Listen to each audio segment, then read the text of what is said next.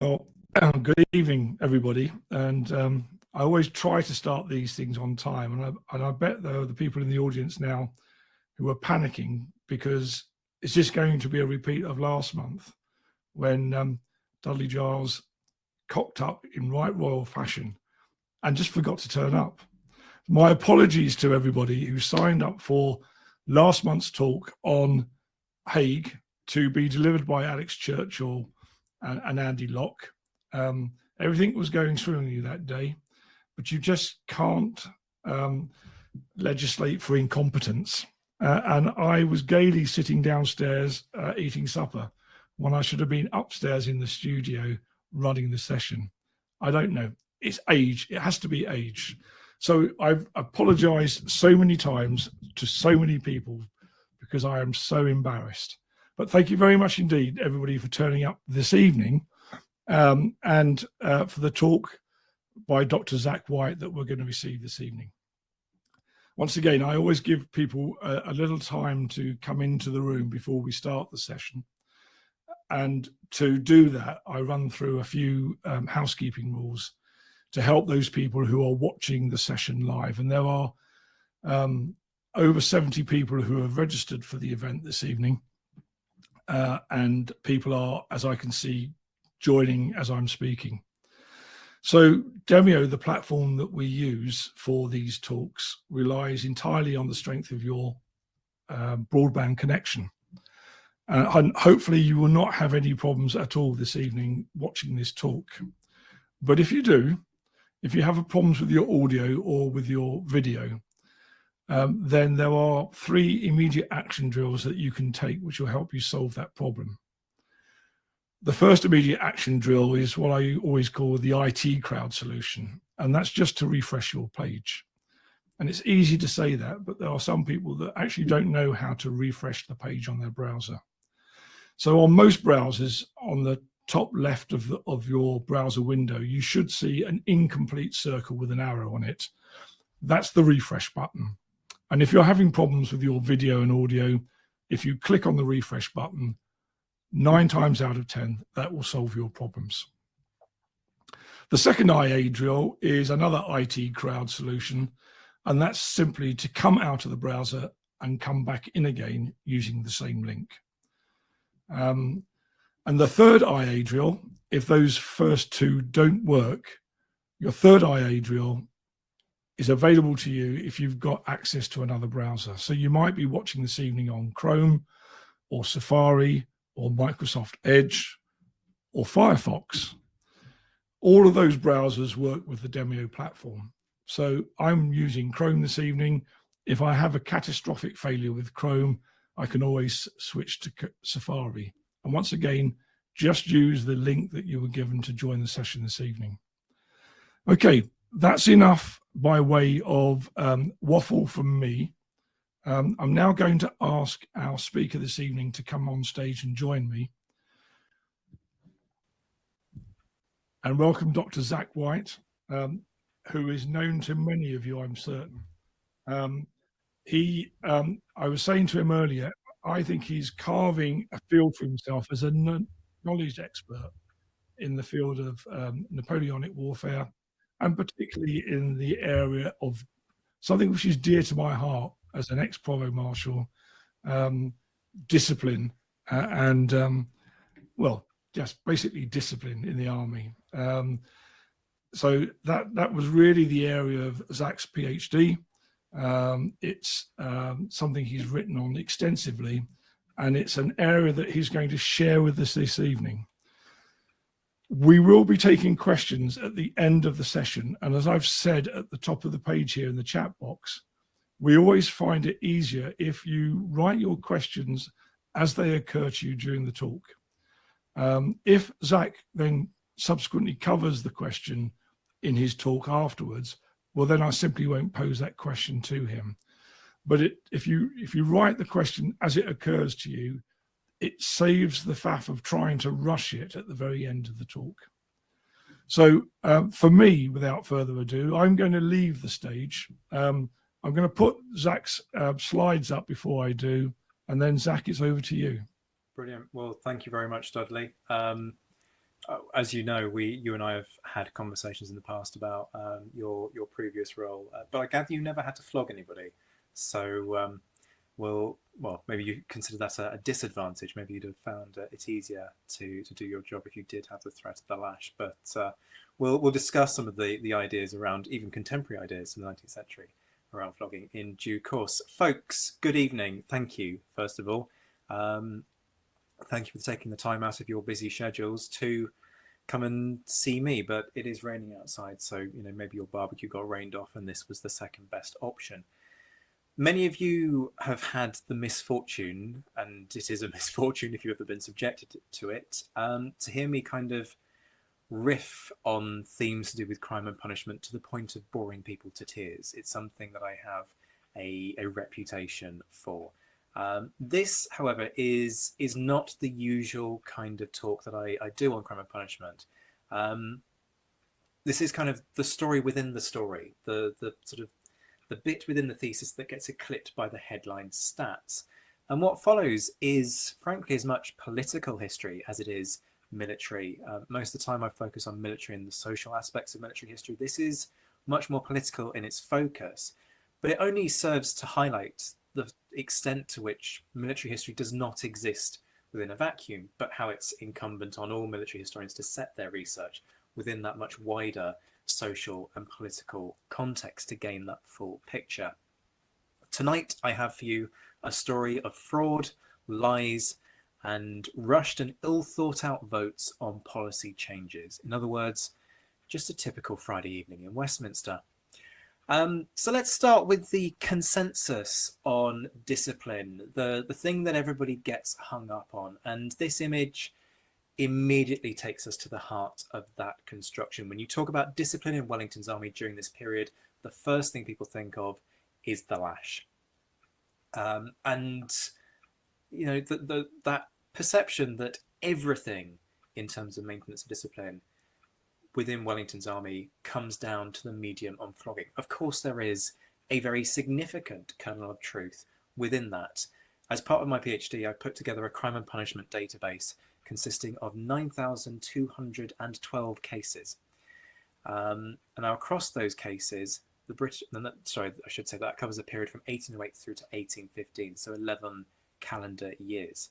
Over that time, the British Army issues 2 million lashes, and I didn't cover every single trial that the army does. I did the top 2 courts in their entirety, but I did maybe a quarter to a third of the material that's in the bottom court.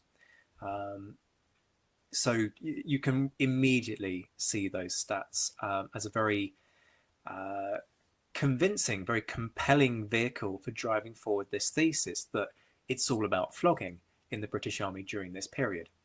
We can compound that, in fact, when we look at the numbers when it comes to the legality of flogging and what were the legal maximums.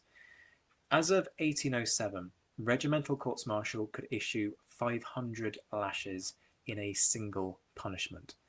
And that's the regimental courts-martial, the bottom tier of military court. The top tier of military court, the general courts-martial, could issue 1,500 lashes. Immediately, everybody asks, is that enough to kill? Well, in fact, people don't ask. They confidently state, well, that's enough to kill a man. The reality is we don't really know for very obvious reasons. Nobody's done the macabre experimentation to work out what happens when you take a cat of nine tails whip and inflict 1,500 lashes on a person. Quite obviously, nobody's going to get the funding for that sort of research. And rightly so. We should kind of put that one out there. Fascinated though I am on questions of discipline, I'm not that fascinated. But can we at least pick up clues on whether or not 1,500 lashes was a death sentence? Well, I think there are important clues. Firstly, flogging is meant as a second level of punishment. The most severe punishment that the British Army can issue during this period is execution. Now, if you are a judge on a military case and you feel that the case merits the individual losing their life, you don't need to flog them. The army doesn't need to flog its men to death and it doesn't want to flog its men to death. Flogging is meant as a deterrent to stop people from repeating that same behaviour. And there's no question that those levels of floggings could strip your skin and leave you in a very severe state. But there's another important point here about aftercare.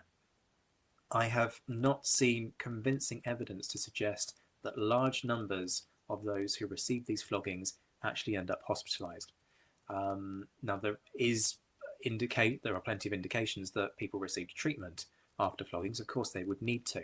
But the point of flogging is not, the point of discipline, the point of inflicting punishments is not to hospitalise your men, because you need, the whole point of a trial and the whole point of this corporal punishment system is to, in many respects, move the army on physically, move it on psychologically, dispense with discipline, and get going.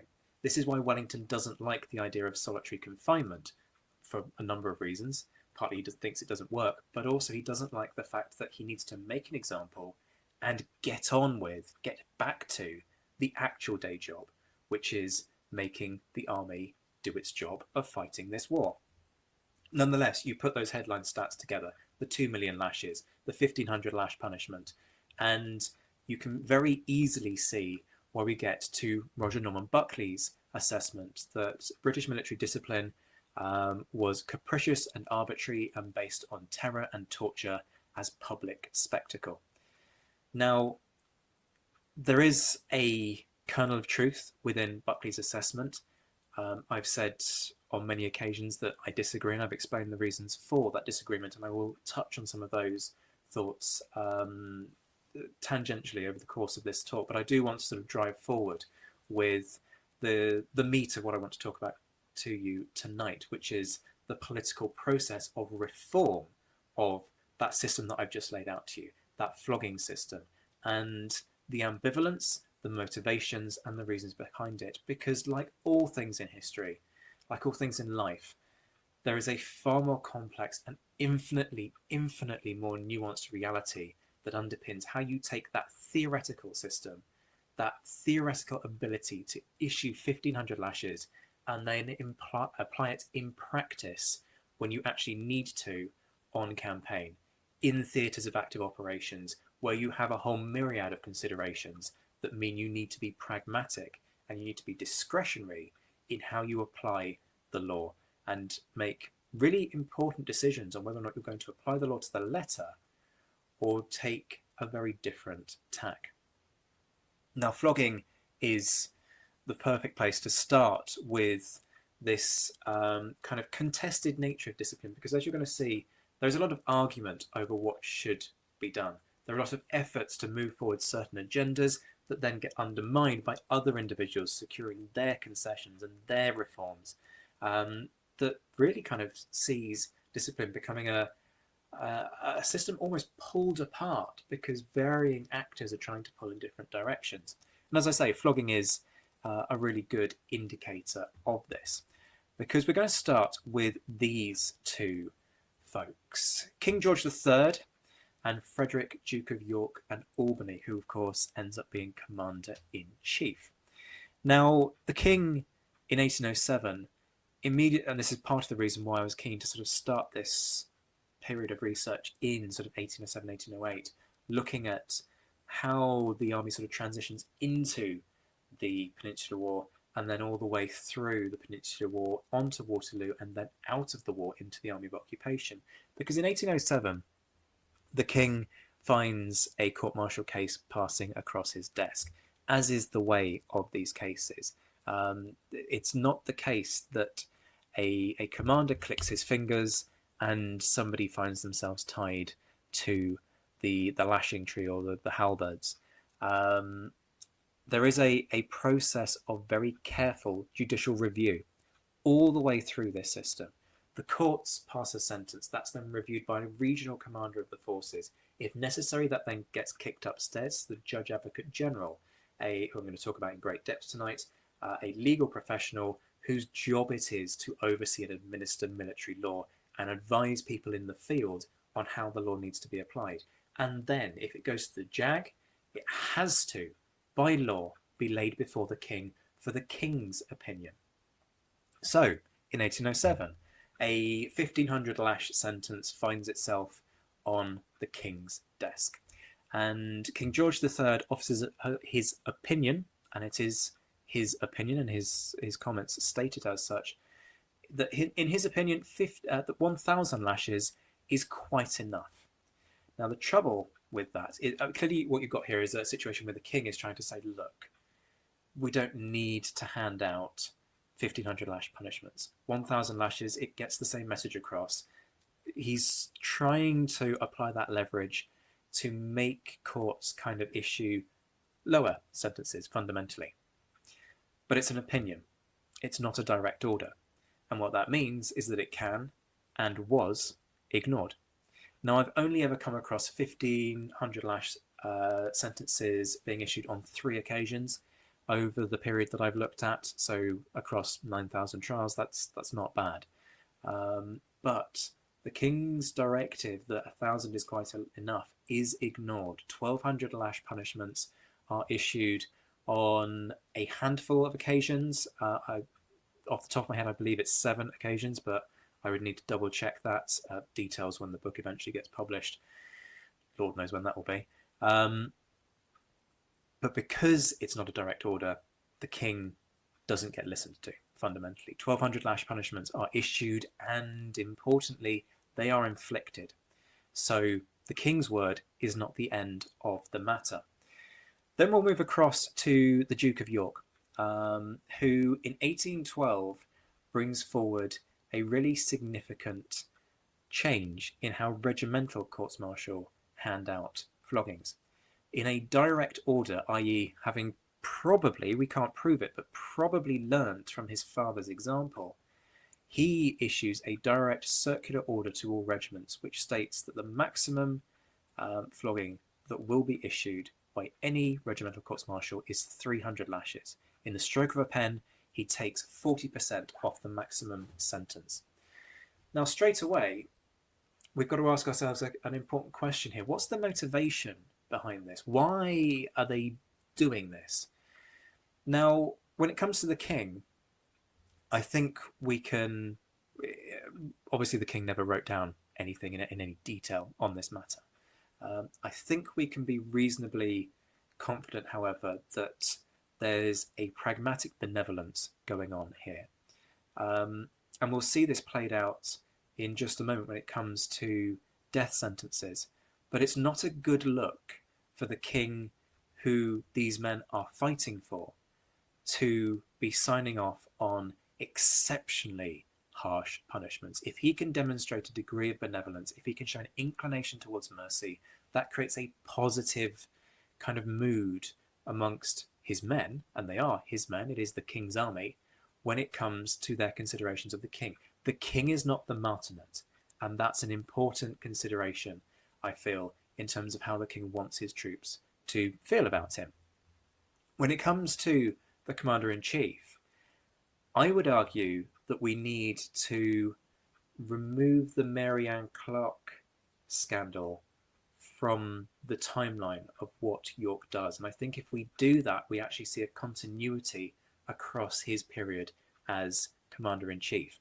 As many of you will know, following a big scandal in relation to the alleged sale of commissions in return for favours, York was forced to resign as C&C. He then returned a couple of years later in 1811. And it's striking. The thing with York is that he had learnt from his experience in the Low Countries, and he spends a lot of his time once he comes back from Flanders trying to instill and instigate a series of reforms to improve the standing of the officer body, improve the professionalism of the army. I think this is part of the same thing in many respects, because in 1811 he instigates a series of reforms on the record keeping for regimental courts-martials, and issues a note, almost a sort of censure to officers, saying that they must make note of rank and file behaviour regardless of whether or not the individual is in the officer's unit. So you can see York kind of moving from this sense of getting the officers to take discipline across all regiments seriously, to then looking at record keeping for trials to be able to monitor how is discipline actually administered by officers within regiments, to then responding to that by bringing the lash maximum down. And I think that is a logical progression that we're seeing there. Now, I promised you some data on death sentences that I think is equally enlightening, and here it is. So what you have here are all of the death sentences issued by the British Army during the period that I've studied. The death penalty can only be issued by the most senior tier of military court, that is the General Courts Martial. And the registers for the General Courts Martial are split into 2 volumes. GCMs at home, General Courts Martial at home, those are the trials that either take place within the British Isles or are sent back to London for confirmation by the Judge Advocate General's office and, of course, the King, and General Courts Martial confirmed abroad. So these are exactly what they say on the tin, whether it's Wellington fighting in Spain, whether it's the garrison out in Australia, New South Wales as it was then. These are the instances where trials take place overseas, and because of either the nature of the crime and the nature of the trial, i.e. there is no room for doubt within the ruling of the court, or because of the need to execute, quite literally, discipline swiftly, those sentences are confirmed by the regional commander of the forces. Now, instantly, you'll see something really revealing, which points to a bit of a rift in terms of perceptions about appropriate courses for action. So, as I said earlier on, the GCMs all land on the King's desk. Look at the commutations. In every single case of a death sentence being handed down by a court, the King overrules it. The King issues clemency. He doesn't wipe away the crime entirely. He doesn't wipe away the sentence. But what he does is he takes the edge off. And actually all of these will, bar a couple, resulted in transportation, funnily enough, to New South Wales. So it's not as though these guys got away with the crime, but nonetheless, for the King to be signing off on the execution of his own men is not a good look. And that's the psychology behind what's going on here. But if you track these dates carefully and track the number of trials with death sentences that are going home, you notice the drop, and the drop is marked. What I think is happening here is effectively people are watching what the King does, and they are making a judgment call. They are noticing that the King has a tendency to pardon execution sentences. And as a result, or rather commute execution sentences, my apologies. And as a result, there is an inclination to just not send these trials home for confirmation, get them confirmed overseas. Because there is a need for the army, in cases of desertion particularly, and that's generally where execution is handed out, there is a need for the army to make examples. That is fundamentally what the disciplinary system is there to do, make examples of individuals to prevent that behaviour becoming mainstream. And so what I think we see here is people responding to that and deciding that actually there is a need in certain circumstances to apply the full force of the law to a particular case. Desertion is the most obvious case of this, and that's why it features so markedly in terms of the figures that we see here. So straight away, we've got a tension between ideals and pragmatic considerations on the ground. And in one respect, of course, this immediately lends itself to the Buckley thesis, doesn't it? Pragmatic, or are we talking about arbitrary, capricious, arbitrary systems here? Now, all of this is legal. So what is significant here is that what we have is commanders applying the law as it needs to be applied to their specific circumstances. But fundamentally, that's not necessarily being capricious. That's doing what legal experts have done throughout history, and particularly during this period. And this is why I think it's important to set military law within a context of wider, what I call non-military law. I don't call it civilian law because civilian law refers to civil law and then it gets very confusing. But within the non-military, whether it's the circuits, the assize courts or whatever it might be, actually what you've got is people manipulating this system to work according to individual circumstance. Being a martinet and executing all of your men does not get greenlit at any point, because even if Wellington were to sign off on all of these trials, they still go home. At the end of it all, even after the punishment's been inflicted, the Judge Advocate General still gets that trial summary back on his desk. He gets the details of what's happened. So there is oversight all the way through this. And that therefore means that you can't be capricious, you can't be arbitrary, because there's a checks and balances at play here. Now, I promised you a talk fundamentally on politics, so let's dive into the politics and immediately complicate things infinitely more so than they're already quite complicated. So let's start with the legal basis for the law, because that has its origin fundamentally in politics. The legal basis for military law is the Mutiny Act, reviewed every single year by Parliament because it contains the Army's estimates.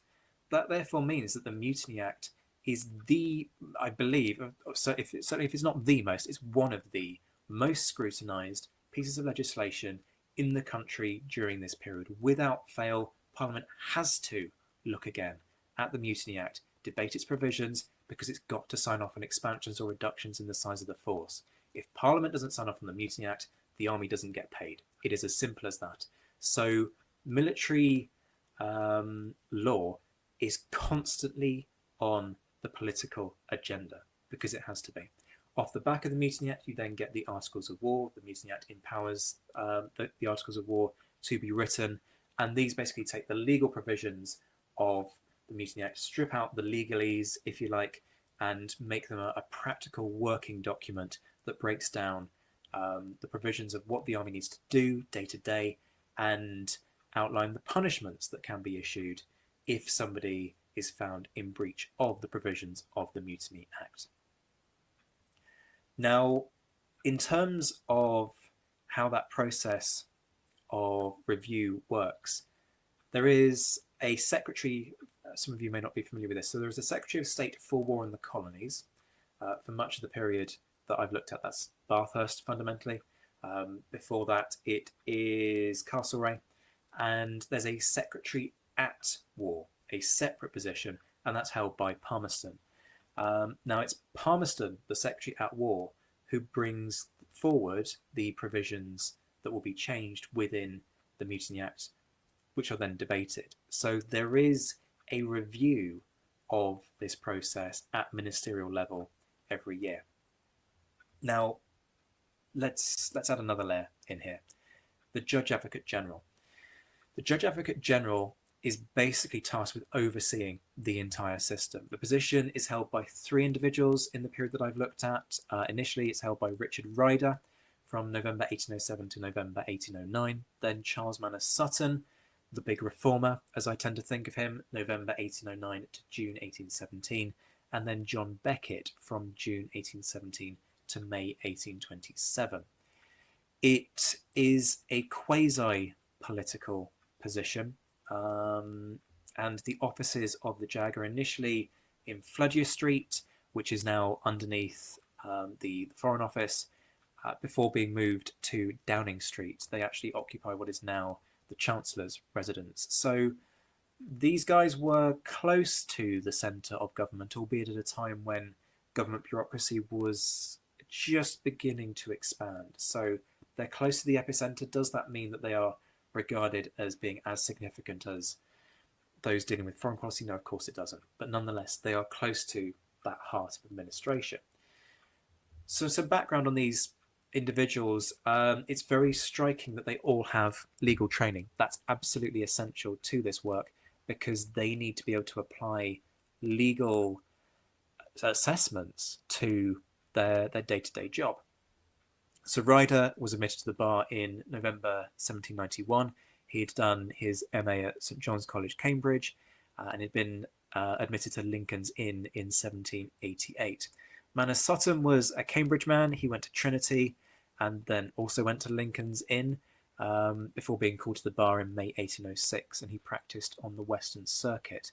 Now, there's a very clear indication that Manners Sutton viewed himself as a legal professional at heart, because he made it a condition of his appointment that he could return to the bar upon leaving office. So he was very much a sort of a legal eagle all the way through. Becket, meanwhile, graduated Cambridge, as Manners Sutton did, but went to Inner Temple and Middle Temple before being called to the bar in 03. But Becket is a little bit unusual because he was a civil servant prior to appointment as JAG, rather than a career politician like Manners Sutton and Ryder. Ryder having served as Undersecretary, Becket having served as Undersecretary to the Home Office from 1806 before being appointed as JAG. Now, Ryder's tenure is not a particularly illustrious one. All the way through his life, the guy suffers from ill health. It dogs his earlier and subsequent political appointments. He just struggles. He's too unwell. And that leaves the JAG system ever so slightly rudderless. Ryder knows what he's talking about when he's well enough to do the job, but because there isn't that sort of steady hand on the tiller, it does lead to this very sort of striking lack of awareness amongst those who are working at a grassroots level to implement this legal system. And we get really clear indications of this after Ryder steps down, as Manners Sutton comes in and has to try and get a grip on this situation. Because there's confusion of a really basic court operating procedure. And I'm just going to run through a few examples for you here that give you a sense of almost how farcical this situation was. So in 1811, a failure by Deputy Judge Advocate Major sort of slightly odd name, Handaside, to administer the correct oaths, yes, the oaths that are handed out, upon which the trial's authority is predicated. Failure to administer the correct oaths in the trial of James Clark of the East York Militia led to them having to run the entire trial all over again. But sometimes failings weren't just about inexperienced officers. So Handaside was a major. So you could say, well, maybe he didn't have the legal knowledge. But there's a particularly egregious example in the form of Mr. Daniel Sutton, Esquire, not related to Charles Manners Sutton, but Daniel Sutton served as Judge Advocate for the Eastern District of England between 1806 and July 1811, where he disappears very abruptly from the pay books of the JAG's office. The reason he disappears very abruptly is he was a source of real frustration. So in the list of payments for judge advocates in the financial year 1808 to 9, which is the first year we have records for, Mr. Sutton was paid £305 for officiating on an unspecified number of trials. Now that amounted to a quarter of the JAG department's expenditure for that financial year. Over the next 3 years, Sutton gets paid another £205 and 13 shillings. But despite that very hefty paycheck, doesn't seem to have fulfilled his duties particularly effectively. In December 1809, within 2 months of taking office, no less, Manners Sutton was writing to Lieutenant General Loftus, acknowledging Sutton's neglect of duty as Deputy Judge Advocate and assuring the General that he would write to him, which he duly did 4 days later. And in that letter, he took pains to assure Sutton that he was not being formally reprimanded. But in February 1810, Sutton again was coming to the JAG's attention, this time for grossly overcharging for expenses whilst acting as Deputy Judge Advocate, which may explain the extraordinary sums he was paid in 1808. By March 1811, though, Sutton was still failing to meet expectations, and John Oldham, who was Deputy Judge Advocate General and first clerk to the JAG department, was sending a curt letter on behalf of the JAG, demanding detailed explanations for delays and failings in court procedure, and reproaching him for failing to pay attention to earlier warnings on fulfilment of duties. Then in June 1811, Oldham wrote again seeking an explanation as to why revisions for a set of court proceedings that have been directed by the Commander-in-Chief have not been adhered to, and was demanding to know, and I'm quoting here, what you thought it your duty to suggest to the court as to the course which they were called upon to pursue on this occasion. Effectively, a brouhaha had broken out because the court wasn't operating in a legal manner. The root cause of that, Sutton. And after Sutton was paid for his services in those trials, he never appeared on the JAG office's records again. So a particularly egregious example, but it does give an idea of the problems at the heart of this system. There were also massive workload challenges for the JAG's office. In 1808, there were 275 general courts-martial, all of which had to be recorded by the JAG's office. That was the law, regardless of whether or not those sentences were confirmed at home or overseas. By 1813, a new tier of court had been introduced, the General Regimental Courts-Martial, which was an intermediate tier. And that, combined with the growth in the number of general courts-martial conducted, meant that the JAG's office was handling 948 cases per year. That is a 344% increase. Even after the end of the war, JAG business didn't drop below 1808 levels. In 1818, they're handling 506 cases in that year. So almost double what they were doing at the start of the period. Now, inevitably, this leads to money problems. You've got people doing more work. They want to be paid more. Sound familiar? There are also issues with postage, all of which meant that the JAG, Manor Sutton, had to go fighting for his budget and also for his subordinates. He had to write and argue forcefully to get changes made to the budgets to enable him to pay these guys. Now, you also have a change in how deputy judge advocates operate during this period. So Manor Sutton basically seized an opportunity when the GRCM tier was instigated to inject a degree of professionalism into the military justice system. In a letter in August 1812, he wrote to Major Robinson of the Royal Glamorgan Militia, remarking, quote, "It is quite impossible for me in the scope of a letter to detail all the duties of a deputy judge advocate, and I must therefore excuse myself from complying with your request on that point. And indeed it is for this reason that I am anxious to obtain the recommendation of commanding officers in favour of persons qualified to discharge those duties." What basically happens here is that Manor Sutton is trying to gather a list of names who can be called upon to officiate on these trials with some legal knowledge, whilst also being sufficiently well versed in how the army operates to combine the two perspectives. What you have here is an attempt to draw together the military level of understanding that officers have with the legal expertise that lawyers had, and find a middle ground that would allow these men to officiate in the army's best interests whilst adhering to the law. You see this being played out in terms of the warrants that are issued with one eye on the time. I won't go into the details of who gets what, but if you are particularly interested in the numbers, then please drop a comment in the chat function and we can run over those in due course. But I do want to get on to some of the politics behind all of this. And I'm going to drop in Manor Sutton trying to navigate to what extent does a strict adherence to the letter of the law need to be followed. Because my sense is very much that Manor Sutton wanted people to judge these trials through military eyes. He advocated for discretion. It was a topic of ongoing discussion. From as early as June 1810, he's exchanging letters with senior officers on the significance of exercising discretion when it comes to sentencing. He writes to Brigadier General Hodgson to explain a number of points of military law and remarks that it not only is the practice, but equally the duty of every court-martial, where the punishment is left discretionary with them, to measure the degree of offence by the motives which led to it.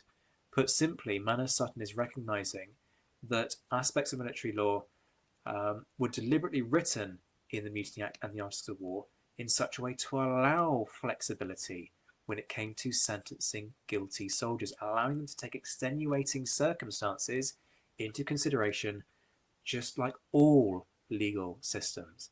which again undermines the whole capricious and arbitrary assessment. Now, equally, he's prepared to advocate a degree of discretion in bringing or not bringing cases to trial. And these are the really murky sort of underhand dealings that I love about the military justice system during this period, because it just shows how organic this process is. In 1810, when asked to comment on the challenges of trying an officer due to the fact they were deployed overseas, the JAG remarked, "Lieutenant Lynch's character and conduct has been such as to make it advisable that he should be detained at home, with the offer of either giving in his resignation or standing a court-martial upon return to the regiment." So in other words, Manor Sutton is endorsing the practice of allowing an officer to escape trial by resigning their commission, despite the fact that that undermines the legal process. Now, I'll stay with discretion. Again, I've got one eye on the time, but I'll stay with discretion for a moment, because under circumstances, it was not something solely left to the JAG. In December 1810, Manor Sutton was asked to review the particulars of an allegation and felt that whilst there was a case that was worth investigating, he nonetheless, and I quote, left it entirely to Lord Wellington's discretion as to whether the interests of the service require such notice to be taken of Lieutenant Styes's misconduct.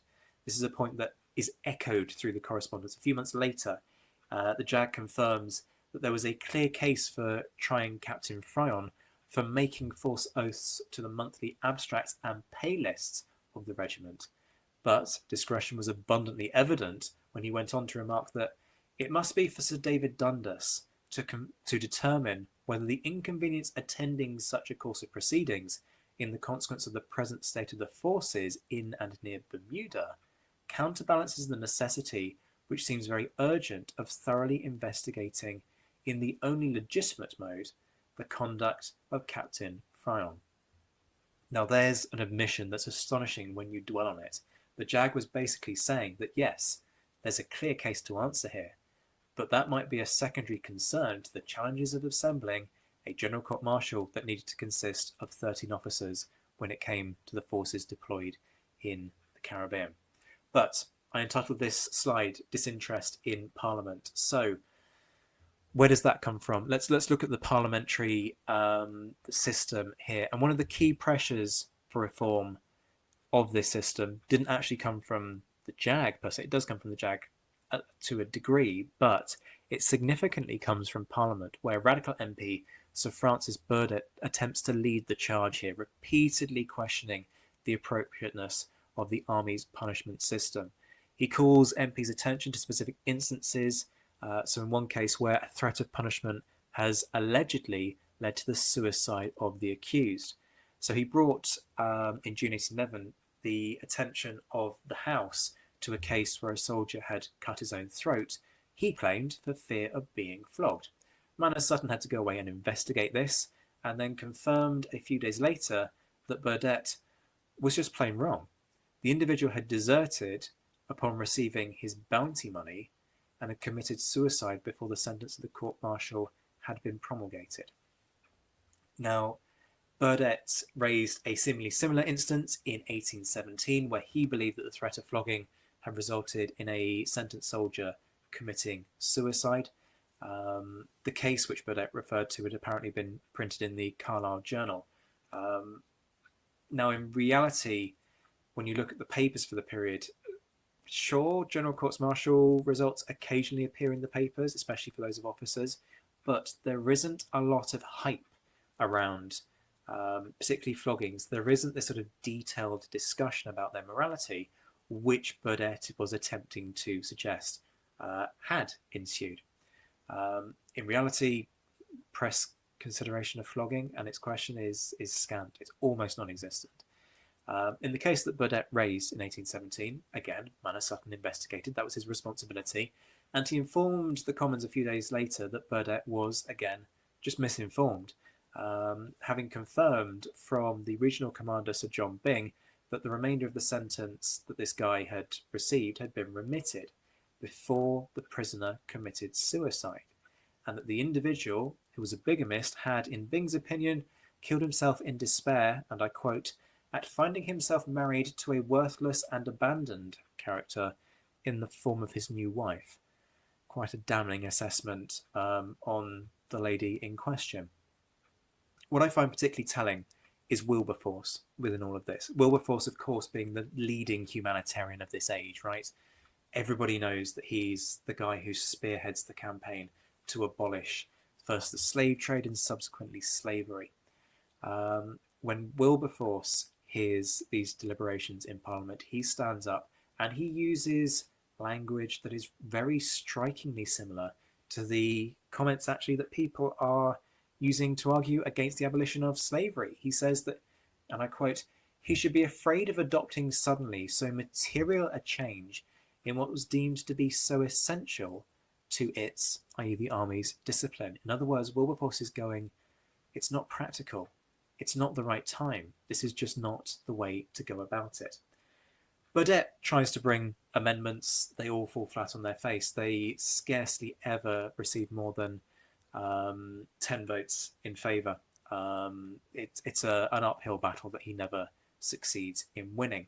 But there is one hugely significant development in the Commons. In 1811, in possibly the clearest indication that we ever get on his stance for the army's punishments and practices, Manners Sutton is responsible for inserting a clause into the Mutiny Bill that permitted the use of solitary confinement as an alternative to flogging. In other words, Manners Sutton breaks cover, but he does this without the backing of his side. He does it without the support of the government. How do we know? Because he raises it as a private amendment.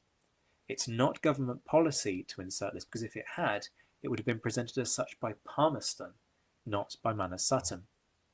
So Manners Sutton tries to raise this private amendment, and equally significantly, and again revealing in terms of how this wasn't necessarily government stance or government policy, the measure is defeated. His proposals turned down 13 votes to 46. It's only the following day that the issue is raised again by William Smith, the MP for Norwich, who, although a member of the opposition, expressed, and I quote from Hansard here, his entire satisfaction at the clause which Manners Sutton had proposed. And after a brief query regarding the technicalities of how these men might be imprisoned, and Manners Sutton, with dizzying confidence that can only come from somebody who has no knowledge of the practicalities of implementing this policy in the army, Manners Sutton confidently remarks, there were barracks and garrisons enough in the country where there could be no difficulty in setting apart a room for the purposes of solitary confinement. With that assurance, the clause is passed. Now, of course, the reality is that that's not the case. Nobody's set up for solitary confinement. And that's actually indicated in some of the figures, because the army doesn't endorse this approach. It votes with its feet. Let's flick ahead, actually, to the relevant slide. Here we go. This is the data for solitary confinements. Now, these are specifically at regimental courts-martial. Now, you'll notice that it's basically flat.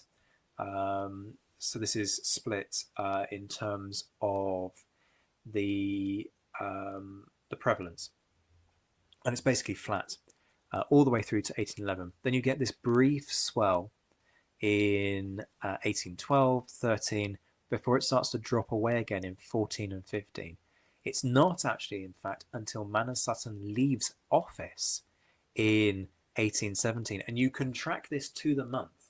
In the months after Becket takes over, having succeeded Manners Sutton, you get this rapid increase, this almost meteoric rise in the embracing of solitary confinement. Now, the fact that it's not until 1817 tells us that this isn't about the army waiting until it comes back from campaign and then embracing the practice. If that was the case, you'd see an uptick in around about 1815, 1816. It's not. The army waits. It's not convinced that this process works. And part of that is probably down to Wellington. Wellington makes the point that if you put a man on sentry duty outside the room where somebody is imprisoned in solitary confinement, the person inside that room will not be in solitary confinement because the sentry will absolutely speak to them because they will be so bored. It just doesn't work in his view. So where does that leave us? Well, I want to duck back ever so quickly to just talk about the guy on the left, Wellington. We know Wellington's views on the rank and file in his army. That scum of the earth comment just dominates everything, doesn't it? Did he believe it? Yes, he did. He used it on 4 separate occasions. 2 of those occasions were backhanded compliments about how brilliant it was that the army turned them into such fine fellows. The original is, of course, written after Victoria. It's not about the plundering of the baggage train, though. It's about the continuation of troops to maraud the local countryside, not return to the units, and spending their time harassing the locals of Victoria, to the point that the local mayor writes a letter to Wellington, and I'm paraphrasing here, going, look, it's fantastic that you've won the Battle of Victoria. Thank you for liberating us from French control. Just one thing. Do you think you could stop all of these redcoats from mugging us every time we go outside the city walls? That would be brilliant. Thank you for doing something about that. And Wellington gets incredibly angry, and he writes that private letter saying, it is quite impossible for me or any other man to command a British army under the existing system. We have in the service the scum of the earth as common soldiers. But that letter is actually a instalment in a much longer running franchise of letters where Wellington is moaning about discipline. Because Wellington is the other guy with a dog in the fight when it comes to reforming military law. And he's banging that drum as early as June 1809. He's barely won the Battle of Oporto before he's writing to Viscount Castlereagh, who at that point was Secretary of State for War in the Colonies. And this is a lengthy quote, but it gives a nice indicator of where Wellington is in terms of mindset. He states, it is impossible to describe to you the irregularities and outrages committed by the troops. They are never out of sight of their officers. I may almost say never out of sight of the commanding officers of their regiments and the general officers of the army. The outrages are not committed, and notwithstanding the pains that I take, of which there are ample evidence in my orderly books, not a post or a courier comes in, not an officer arrives from the rear of the army that does not bring me accounts of outrages committed by soldiers who have been left behind on the march, having been sick or having straggled from their regiments, or who have been left in hospitals. We have a provost marshal and no less than 4 assistants. I never allow a man to march with the baggage. I never leave a hospital without a number of officers and non-commissioned officers proportionable to the number of soldiers, and never allow a detachment to march unless under the command of an officer. And yet, there is not an outrage of any description which has not been committed on a people who have uniformly received us as friends by soldiers who have never yet, for one moment, suffered the slightest want or the smallest privation. He goes on for another 3 pages. But significantly, within those 3 pages, he calls for significant reform. Wellington wants the ability to call court-martials with full GCM powers, but with far fewer officers present.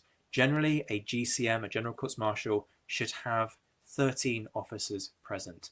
Wellington wants courts consisting of 1, 2, or at most 3 officers to try cases, be placed on his desk for him to then confirm as he sees fit. A radical change in discipline.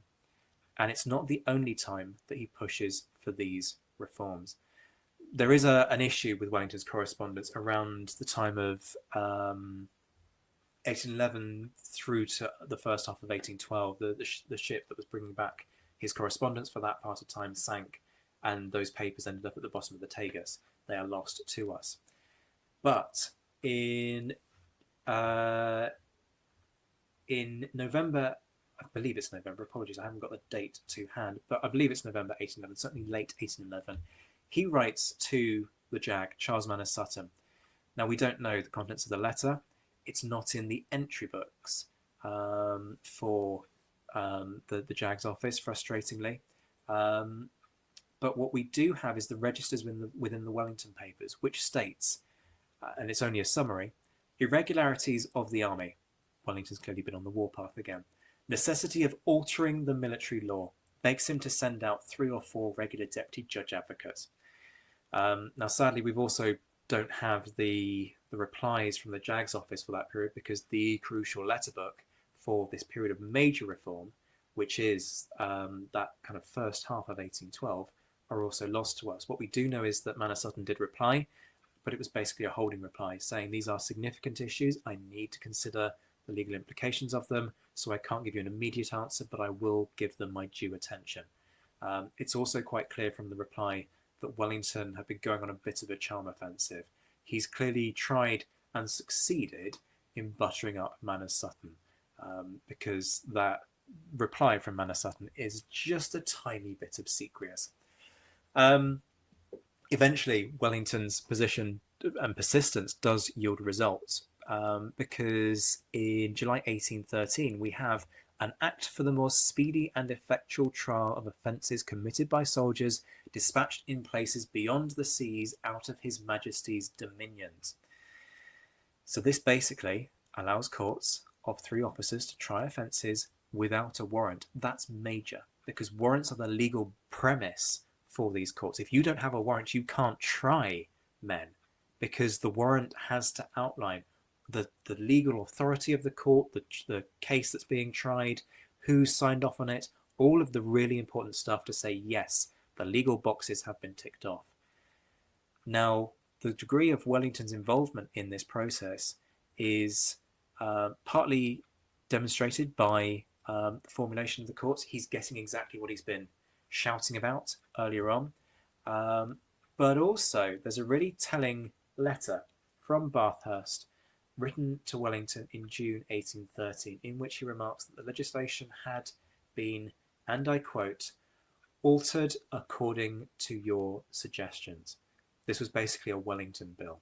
Wellington called for it, they drew something up, he then had a look at it, decided more changes were needed, and they towed the line. Wellington got what he was after. He wasn't just lobbying for concessions on how military law operated overseas. He was actively rewriting the legislation to tailor it explicitly to his requirements. And that leads me to this Venn diagram, and you will be relieved to hear my sort of conclusions for this talk. You have on the top left the king and the commander-in-chief looking to punish more leniently, looking to exercise a degree of humanity in how the discipline system is operated. You have Charles Manor Sutton, who's playing a sometimes slightly nebulous game. He's looking for pragmatic solutions to problems. Yes, he likes the idea that flogging might be reduced. He doesn't believe in its abolition whatsoever. We have very clear indications of that from Hansard.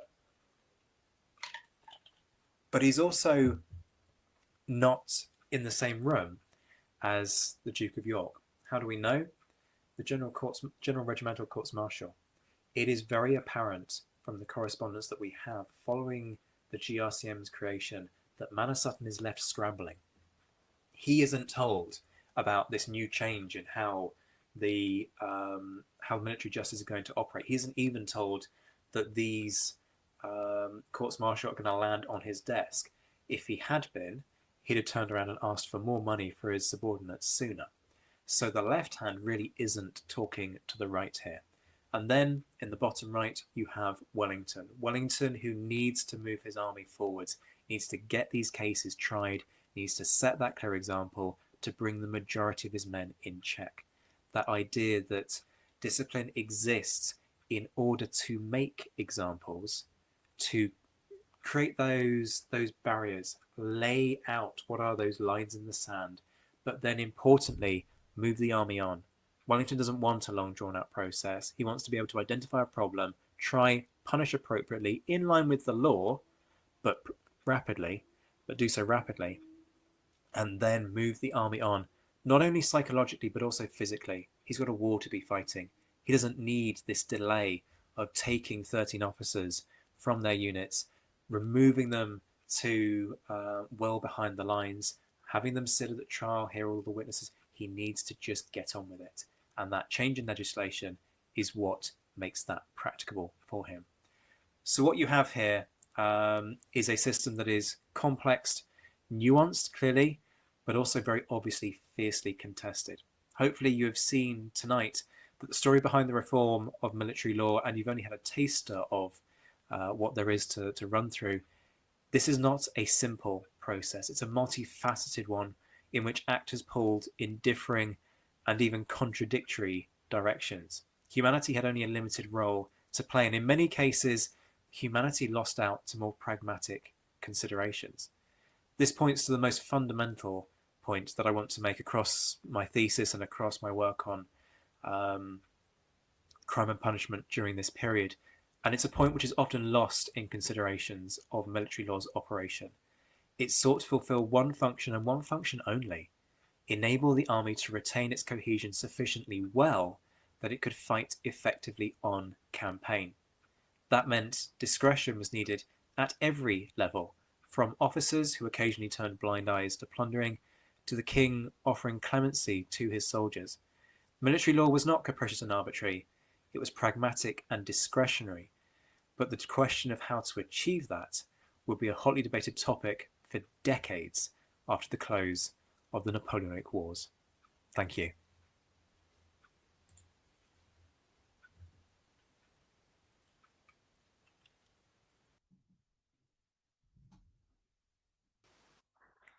Yes, we can hear you now. For some reason I couldn't hear you. Apologies.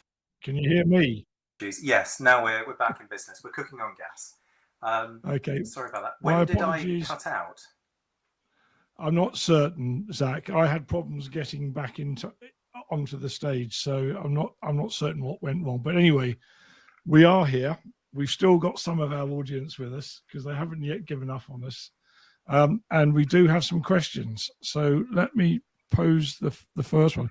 Well, first, even before I do that, can I just tell you, Zach, I spent 33 years in the military justice system.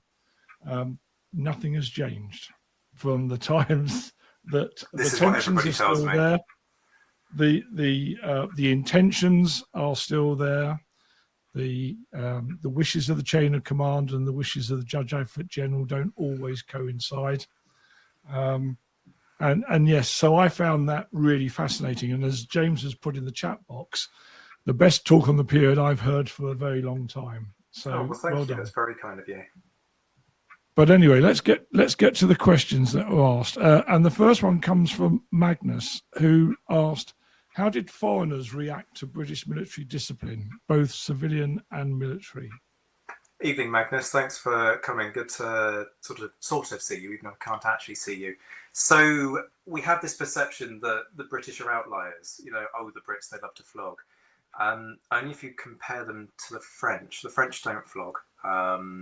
So that covers Eddie's question straight off the bat. There is a certain distaste amongst civilians in Portugal, particularly, and to a degree in Spain, of the British tendency to flog. And we've only got anecdotal evidence for that. Actually, Wellington gets very frustrated with his Portuguese and Spanish victims, fundamentally, of soldiers' misdemeanors, because what he finds is that they rapidly lose interest in testifying in trials, to the point that he's writing home about this, going, why won't they come and testify? Because of course, if they don't testify, he can't have them prosecuted because there's nobody to give the evidence. And he can't understand it. Part of the reason, I suspect, is the fact that there doesn't seem to be any obvious mode of recompense. How do we know that? Because when members of the rank and file are found guilty of theft, they do not have deductions of pay as part of the sentence handed down by the court. Contrast that to when they lose or sell their equipment, when they are always fined for it. So the army makes good the amount of money that it has to pay. And the army is very good at sort of trying to track money and make sure that it's not out of pocket. Now, they're not recouping the costs of reimbursing the civilians from the rank and file, which to my mind can only indicate that the civilians aren't receiving any money for their troubles. But does that mean that there's how does that translate when it comes to flogging? Well, obviously it's going to vary from individual to individual, but we do have anecdotal evidence to suggest disgust at the practice of flogging. So one guy ends up being tied to a tree to have a flogging punishment inflicted. I believe it might be a provost case, actually, Dudley. I would need to double check because it's a while since I've read this particular account, but I believe it's a provost case. And so the guy's caught red-handed. Now, he can be hanged, but in this instance, he ends up being flogged. It's a theft case. And he's tied to this tree. The flogging's inflicted.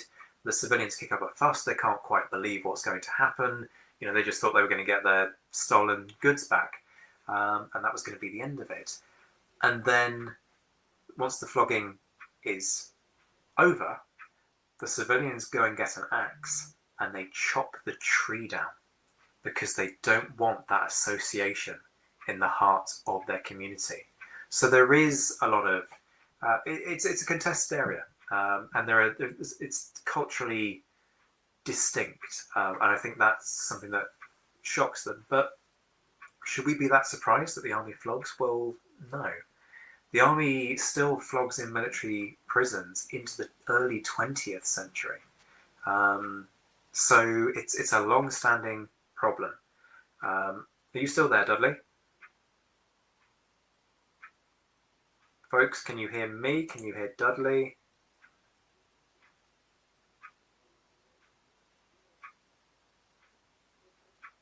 Folks, if somebody could post in the chat. Okay, you can still hear me. Okay, so I'll carry on. The other thing that I would encourage people to do is look at Ilya Berkovich's work. He's written, I'm sure many of you are familiar with it. It might actually have won a prize with SAHR. If it didn't win the Templar Medal, it must have been a hotly backed contender for a Templar Medal. But Ilya Berkovich's Motivation in War is a fantastic read on this, and he takes apart this perception that we have of the Prussian officer corps being purely martinets. He draws very much on the same kind of work that Ed Koss has done on combat cohesion and motivation. He basically points to the fact that you can't bludgeon these men into risking their lives. It just doesn't work. Okay, I'm back.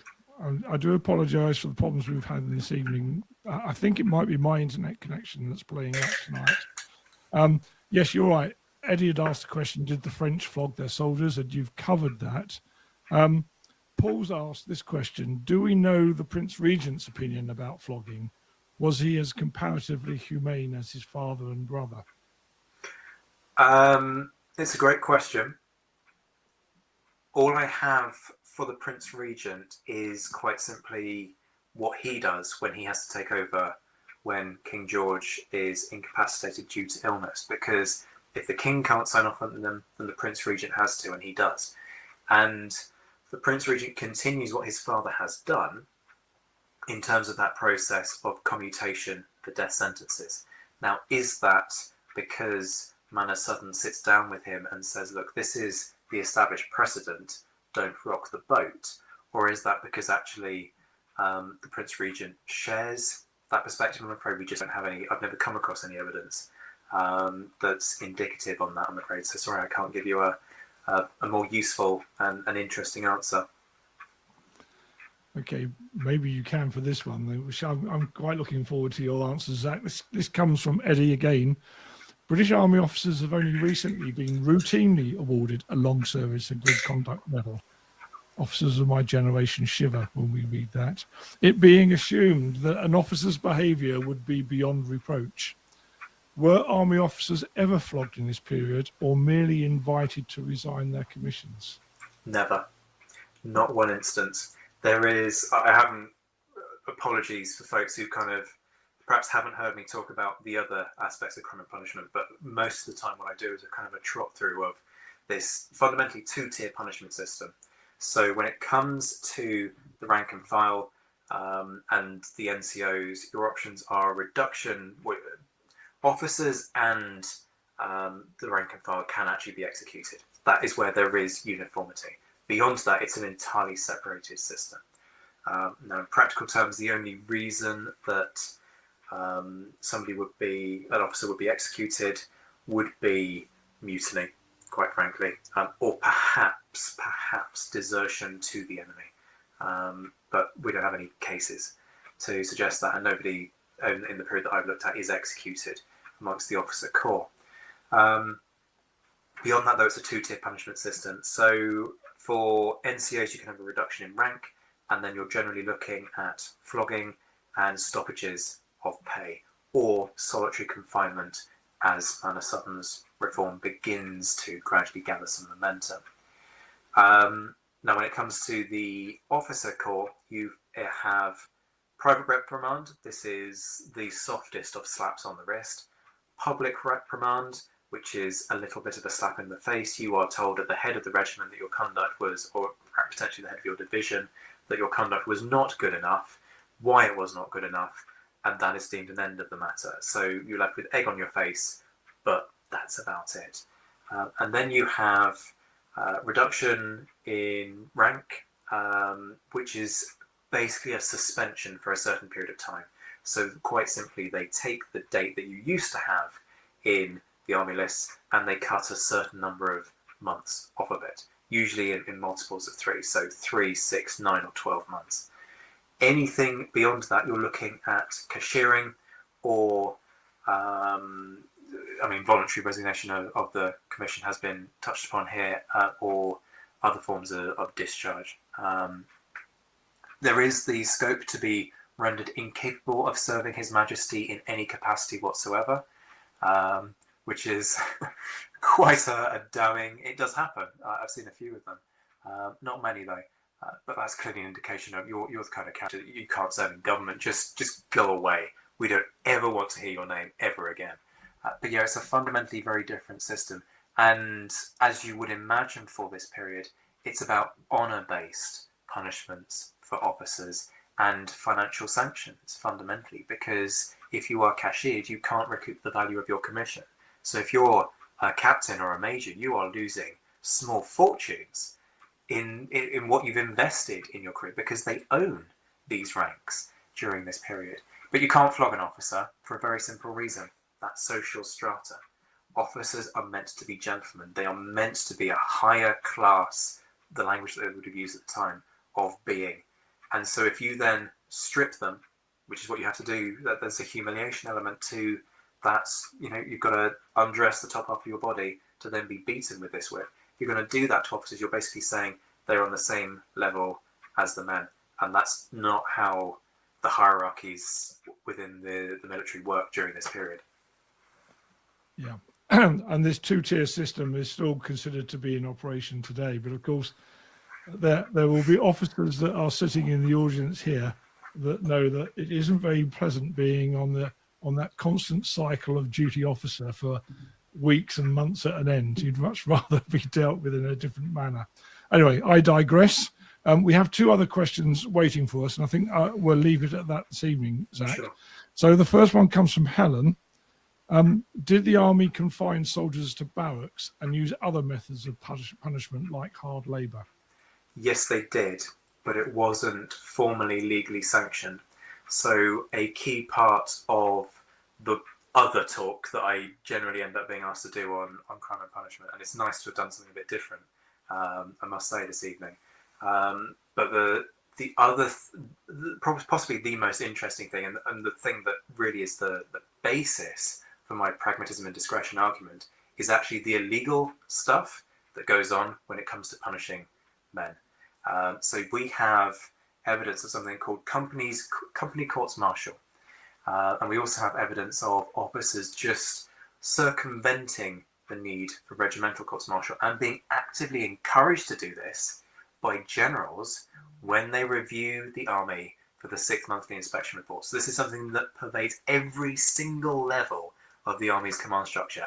Everybody knows the game that's being played and they all endorse it. So when it comes to company courts martial, the idea is that for once you actually do get tried by your peers, which isn't the case all the way through the army command structure. In actual fact, it's not really what happens in civilian society either. This idea, you're tried by a jury of peers, isn't really the case. You're probably tried by a group of propertied men. And what that then means is that they are more likely to be the peer of the accuser than they are the peer of the defendant. When it comes to company courts martial, though, effectively this is sort of a nod and a wink thing going on here. We only get sort of rumblings of what happens, The favourite one that I've ever come across is a guy who's accused of dirtiness. Now, that is something that very occasionally lands in an RCM, Regimental Court Martial. Apologies, I'm so used to the acronyms. But in this case, they deal with it at a company courts martial, and the process is quite simply: is this guy dirty? Yes. Has he been told to buck his ideas up? Yes. Has he done so? No. What we're going to do about it? We're going to strip him naked, dunk him in a horse trough, and scrub him till he's red raw. And it works, because you've learnt your lesson and you don't do it again. There's another case of somebody burning his comrades' dinner, and he's ordered to march up and down the paraded line in slow time whilst they're all beating him over the head with their forage caps. And if he tries to march too quickly, he's got to go to the front and do it all over again. So it's very much about using different ways of punishment, ways that don't require you to use the law and don't importantly require a record. Because if you can maintain discipline within your unit without having to produce this long list of regimental courts martials, you look like you're doing your job much better as an officer. And that then has a positive multiplier effect further up the chain of command. Plus the chance. And the chain of command would take exception about illegal practices. They're informal, Zack. Yeah, they're not illegal. Informal. There we go. We'll use that word. Yeah. Informal without a legal basis. Absolutely. As a prior marshal, I would have to say that, wouldn't I? Neil's asked the last question of the evening, which is: have you identified differences in the King's German League disciplinary approaches from British norms, whether through its Hanoverian origin or its particular royal relationship? Not in terms of royal relationship. The jury sort of seems to be out because we don't have a lot of indicators on this. So there are a few strands that I want to pick up on in terms of answering this. One is, I believe I have a case of a KGL officer who's escorting a party of British troops up from Lisbon to join the army, and they raise merry hell the whole of the way. They're absolutely horrendous, and these are, at least the memoirist in question is a well-behaved individual most of the time, and eventually the Hanoverian guy loses it and says, look, you know, I'm going to hand you guys over. The provost is going to make a decision in terms of what your punishment's going to be. I've had enough. So the provost issues a direction, which is, you know, a flogging needs to be done. And then the KGL officer relents and basically says that it's not the practice amongst his troops to flog men. And so therefore he's going to let them get away with it this time. That sort of, don't do it again.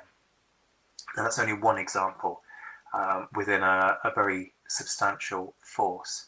What I would point to, though, is that in terms of relative numbers of trials between different units, the KGL don't seem to be particularly badly behaved. There's nothing to indicate that they were a lot worse than some of their colleagues in other units.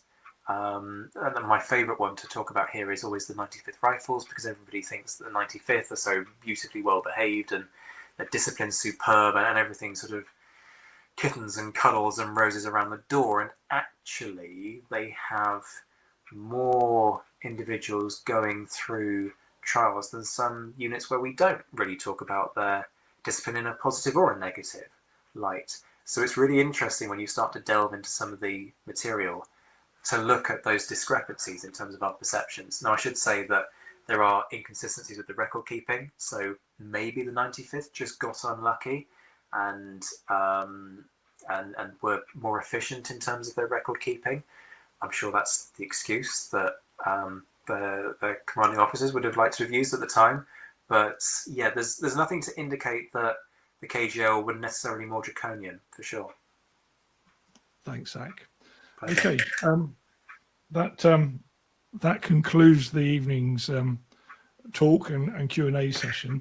On behalf of the Society, I'd like to thank Zack for A, giving up his time, and B, for being such an interesting and persuasive advocate for his subject. I know that you talk on other areas, and comments are in here at the moment. Brilliant stuff, very interesting, and it was, Zack. Thank you. My pleasure. I ought really to give you an opportunity very quickly to plug your charity. You ought to take that example, so, that chance. So do that now, Zack, before I talk about next month's talk. Thank you very much. That's very generous of you. So you may know me as somebody who wears a lot of hats, but the one that I'm most proud of wearing is the fact that I am founder and chair of an organisation called the Napoleonic and Revolutionary War Graves Charity.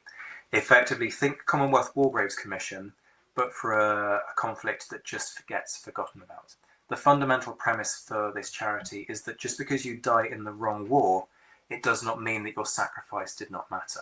And this was a concept that I began working on when I first became aware of 6 individuals who were killed at the siege of Burgos, were discovered as a result of general municipal maintenance work, and have lain in a cardboard box ever since.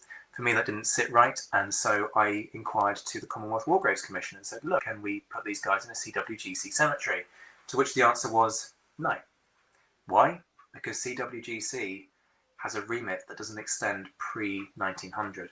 So if you die before that point, you're not covered. And it's only right and proper that CWGC focus on their area, as they should.